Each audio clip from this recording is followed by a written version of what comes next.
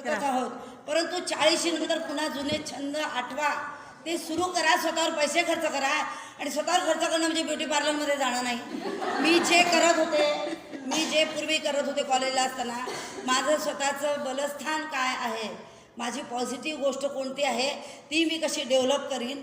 चांगल्या मैत्रिणी जमवा, पिकनिकला जा, मजा करा. नवऱ्याकडून अपेक्षा ठेवूच नका. एखादीला जर क्रेडिट मिळालं तर ती भाग्यवान आहे, तिचा मी जिल्हा परिषदच्या वतीने सत्कार करायला तयार आहे. पण अशा फार कमी. कारण पिकतं तिथे विकत नाही. स्वतःसाठी जगायला शिका एका वयानंतर.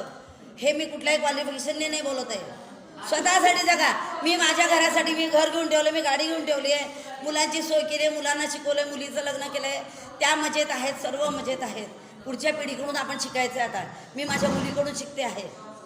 शनिवार रविवारी मी घरच्या फरशा पुसत बसते, माझी मुलगी पिकनिक काढून जाऊन येते.